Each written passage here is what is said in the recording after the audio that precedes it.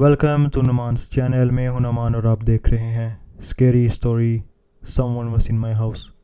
ये उस टाइम की बात है जब मैं शहर में नया था और एक छोटे से टाउन के पास रहता था। जब मुझे जॉब मिली थी तो मैंने एक छोटा सा घर खरीद लिया जो बिल्कुल मेरे कॉलेज के पास ही था और ये घर मुझे काफ़ी अच्छी प्राइस में मिला था।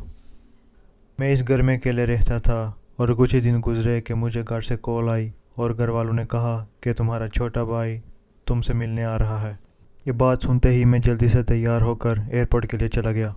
उस दिन बहुत तेज़ बारिश हो रही थी और ट्रैफिक भी पहले से काफ़ी ज़्यादा थी। मेरे भाई की फ़्लाइट 3 बजे आनी थी। अभी मेरे पास सिर्फ 2 घंटे ही बाकी थे क्योंकि ट्रैफिक बहुत ज़्यादा थी और अब ऐसा लग ही नहीं रहा था कि मैं 2 घंटों में एयरपोर्ट पहुंच जाऊंगा। टाइम बहुत आहिस्ता गुजरा और बिन लाहिर में एयरपोर्ट पहुंच गया और छोटे भाई का इंतज़ार करने लगा। छोटे भाई को देखकर मैं बहुत खुश हुआ। हमने खूब बातें की और फिर सब सामान लेकर अपनी गाड़ी की तरफ चले गए। हम एयरपोर्ट से निकले और गाड़ी की तरफ जाने लगे।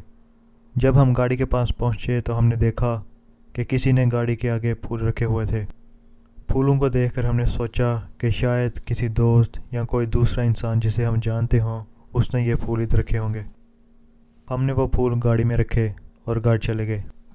मेरा भाई यहाँ एक हफ़्ते के लिए आया था और क्योंकि मुझे छुट्टियाँ नहीं थी और मैं पूरा दिन काम पे होता था तो वो अकेले ही बाहर घूमने जाया करता था। पहले कुछ दिन अच्छे से गुजरे लेकिन उसके बाद बहुत कुछ अजीबोगरीब होने लगा। वो फूल जो हमें गाड़ी के आगे पड़े हुए मिले थे वैसे ही फूल हमारे घर के आगे कोई राह कर चला जाता था। ये काम कुछ दिन ऐसे ही होता रहा। ये सब देखकर हमने सोचा कि कोई हमें तंग कर रहा है, तो इसलिए हमने वो सब फूल घर के बाहर ही रहने दिए। जब मैं अगले ही दिन सुबह उठा तो मैंने खिड़की से बाहर देखा तो वो सारे फूल गायब हो गए थे।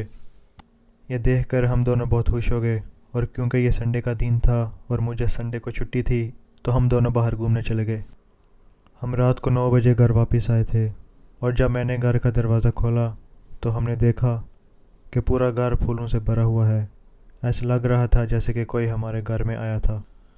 ये सब देखते ही हम दोनों घबरा गए और बिना कुछ सोचे हमने घर की सफाई करनी शुरू कर दी। जब मैं किचन की तरफ जा रहा था तो मैंने डाइनिंग टेबल में खाना पड़ा हुआ देखा और वो खाना ना ही तो मैंने बनाया था और ना ही मेरे भाई ने। जब हम डाइनिंग टेबल के पास खड़े होकर सोच रहे थे कि ये खाना किसने बनाया होगा तो अचानक हमें पैरों की आवाज़ सुनाई दी। उस आवाज़ को सुनकर ऐसे लग रहा था जैसे कि कोई सीढ़ियों से नीचे आया हो। आवाज़ सुनकर हमें ऐसे लगा कि शायद कोई चोर हमारे घर घुस गया है, तो हम दीवार के पीछे जल्दी से छुप गए और चोर का इंतज़ार करने लगे कि कब वो नीचे आए और कब हम उसे पकड़ें। अब काफ़ी टाइम हो गया था और ना ही हमें कोई दिखा और ना ही किसी की आवाज़ आई। इसके बाद हम दोनों ऊपर वाले फ्लोर में गए तो वहाँ हमें कुछ भी नहीं दिखा, लेकिन फिर हमें बाहर वाले दरवाज़े की आवाज़ आई जैसे कि किसी ने बहुत ज़ोर से बाहर वाला दरवाज़ा बंद किया हो। ये आवाज़ सुनते ही हम जल्दी से नीचे चले गए और जब हमने बाहर वाला दरवाज़ा खोला और बाहर जाकर देखा तो हमें एक भी इंसान नहीं दिखा क्योंकि ये एक छोटा टाउन था और यहाँ बहुत सारे क्राइम होते थे। तो मैंने सोचा कि बेहतर होगा कि अगर मैं यहाँ से शिफ्ट हो जाऊँ। आज मैं एक घर में रह रहा हूँ जो पुराने घर से बहुत दूर है और एक अच्छी जगह पे है।